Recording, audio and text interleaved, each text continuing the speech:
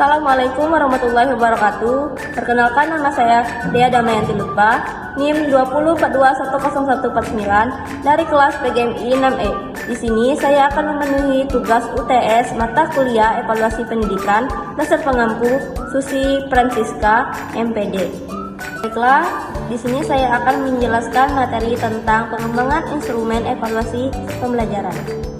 Baiklah, yang pertama itu evaluasi pembelajaran. Evaluasi pembelajaran adalah proses yang dilakukan oleh seorang guru untuk mendapatkan data dan informasi tentang hasil pembelajaran agar dapat dilakukan penilaian dan perbaikan pada pembelajaran selanjutnya.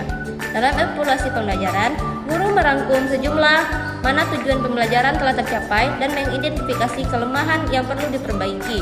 Evaluasi pembelajaran mempunyai berbagai tujuan, seperti menentukan keberhasilan suatu kegiatan pembelajaran, mengidentifikasi kelemahan peserta didik, dan memberikan umpan balik kepada siswa dan guru. Dengan demikian, evaluasi pembelajaran sangat penting dalam meningkatkan kualitas pembelajaran dan mencapai tujuan pendidikan yang lebih baik.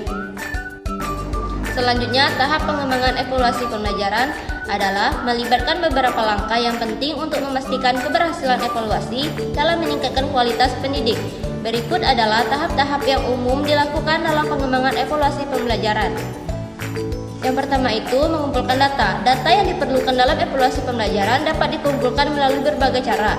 Yang pertama itu seperti tes, observasi, wawancara, dan analisis kinerja. Data ini kemudian akan digunakan untuk menentukan sejauh mana tujuan pembelajaran telah tercapai dan untuk memperbaiki metode pengajaran yang digunakan. Yang kedua itu analisis data. Data yang dikumpulkan kemudian harus dianalisis untuk menentukan sejauh mana tujuan pembelajaran telah tercapai dan untuk memperbaiki metode pengajaran yang digunakan. Analisis data ini membantu guru dalam membentuk keputusan yang tepat untuk meningkatkan kualitas pendidik. Dan yang ketiga itu pengumpulan hasil evaluasi. Hasil evaluasi pembelajaran kemudian digunakan untuk memperbaiki metode pengajaran yang digunakan, meningkatkan kualitas pendidik, dan meningkatkan keberhasilan siswa. Guru dapat menggunakan hasil evaluasi untuk memberikan umpan balik kepada siswa dan guru mengenai proses pembelajaran yang telah dilakukan. Dengan mengikuti tahap-tahap ini, guru dapat mengembangkan evaluasi pembelajaran yang efektif dan membantu meningkatkan kualitas pendidik. Langkah-langkah instrumen evaluasi pembelajaran. Yang pertama itu adalah tentukan tujuan dan kinerja yang diinginkan dari tes. 2. Merencanakan dan tata kelola tes. 3. Membuat soal tes. 4. Membuat kunci jawaban tes. 5. Memeriksa validitas, ketepatan, dan konsistensi tes. 6. Menyusun dan mengumpulkan data dari tes. 7. Menghitungkan skor dari tes. Dan yang terakhir itu menghasilkan laporan tes.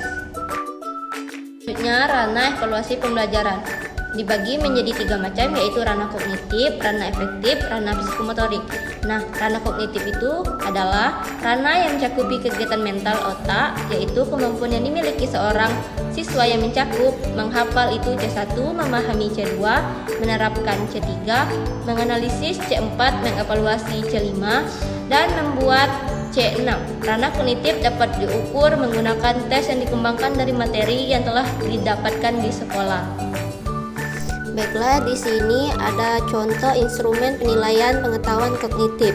Yang satu itu kisi-kisi soal, yang mana kita harus menentukan kompetensi dasar, indikator soal, level kognitif, dan butiran soal. Nah, yang pertama 3.2 menganalisis pelaksanaan kewajiban hak dan tanggung jawab sebagai warga negara beserta dampaknya dalam kehidupan sehari-hari. Indikatornya 3.2.1 menjelaskan kegiatan warga sebagai bentuk menjalankan kewajiban. Indikator soal menentukan salah satu kewajiban sebagai warga masyarakat. Level kognitifnya itu C3. Butiran soalnya yang mana satu berikut ini yang merupakan kewajiban anggota warga masyarakat adalah A. Mendapatkan perlindungan, B. Dipilih menjadi ketua RT, C. Menjaga kebersihan lingkungan melewati jembatan umum. Indikator soal yang keduanya itu menelaah manfaat menjalankan kewajiban sebagai warga negara. Itu level kognitifnya C4, yang mana butiran soalnya jalan desa di sekitar rumah Ani sedang dilakukan perbaikan karena terdapat beberapa lubang yang mengganggu kenyamanan penggunaan. Kegiatan tersebut dapat dilakukan karena warga masyarakat menjalankan salah satu kewajibannya, yaitu A. menjaga kebersihan lingkungan, B. membayar pajak, C. menjaga keamanan lingkungan, D. membangun jalan. Yang ketiga itu menentukan kegiatan yang menunjukkan bentuk. Level kognitifnya itu C3. Contoh soalnya itu malam ini Ayah Dani mendapat giliran untuk kegiatan ronda malam. Kegiatan tersebut merupakan salah satu kewajiban sebagai warga masyarakat, yaitu A. menjaga kebersihan lingkungan, B. membayar pajak, C. menjaga keamanan lingkungan, D. membangun jalan. Yang keempat menentukan kegiatan yang menunjukkan bentuk menjalankan kewajiban sebagai anggota keluarga. Level kognitifnya itu CE3. Contoh soalnya berikut ini yang merupakan kewajiban kita di rumah, yaitu A. merapikan tempat tidur, B. membayar pajak, C. mengikuti kerja bakti, D. menggunakan fasilitas rumah. Dan yang terakhir memilih kegiatan yang menunjukkan pelaksanaan kewajiban sebagai warga sekolah. Kognitifnya itu C4. Contoh soalnya perhatikan uraian berikut: 1. membersihkan halaman rumah, 2. memperhatikan penjelasan guru, 3. mengikuti kerja bakti, 4. mengikuti kegiatan siskamling, 5. melaksanakan piket di kelas. Kegiatan yang merupakan kewajiban sebagai seorang siswa ditunjukkan oleh nomor A 1 dan 2, B 2 dan 3, C 3 dan 5, D 2 dan 5. Nah, di sini ada kunci jawaban, penskoran dan pengelolaan nilai. Yang mana di sini ada kunci jawaban dari nomor 1 sampai 5. Lalu skornya jika benar 2, jika salah 0. Dan untuk mengetahui nilai siswa itu, jumlah skor dibagi skor maksimal dikali 100. Contohnya, nama siswa Dea Damayanti, jumlah skor itu dianya benar 4, berarti skornya 8. Jadi jumlah skornya 8 dibagi skor maksimal 10 dikali 100. Jadi yang diperoleh nilainya yaitu 80. Dan yang kedua itu ranah efektif. Ranah efektif adalah bagian dari tingkah laku manusia yang berhubungan dengan perasaan. Istilah ini berasal dari kata ranah yang berarti bagian perilaku manusia dan efektif yang berarti berkenaan dengan perasaan. Ranah efektif melibatkan aspek-aspek seperti sikap, watak, karakter, emosi, dan perilaku yang penting dalam kegiatan pembelajaran untuk meningkatkan moral peserta didik. Nah, yang kedua itu contoh instrumen tes ranah efektif, yang mana kita harus mencari aspek yang dinilai untuk kepada siswa. Yang pertama itu kita harus menilai percaya diri, yang kedua tanggung jawab, yang ketiga disiplin. Baru kita jumlah skor, baru kita memberi predikat. Jadi kita itu harus menilaikan aspek penilaian itu harus sesuai dengan rubrik penilaian. Nah, pedoman untuk penskoran efektif ini, skor akhir sama dengan peroleh skor dibagi skor maksimal dikali 4. Kriterianya itu sangat baik, nilainya 3,66 sampai 4. Kalau baik 2,66 sampai 3,65, cukup 1,66 sampai 2,65. Jika kurang itu berarti kurang dari 1,65.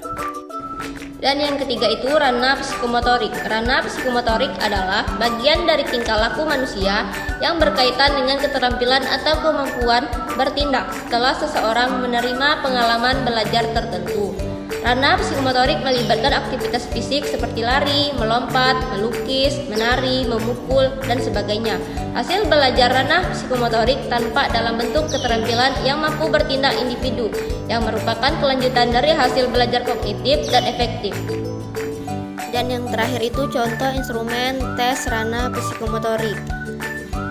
4.2.1 menyajikan hasil analisis pelaksanaan kewajiban warga masyarakat beserta dampaknya. Rubrik penilaian keterampilan, aspeknya itu ada 3, yaitu yang pertama kelengkapan jawaban, kedua kesesuaian jawaban, dan ketiga kemampuan presentasi. Nah, di mana kita harus memberi nilai itu harus sesuai dengan kriteria.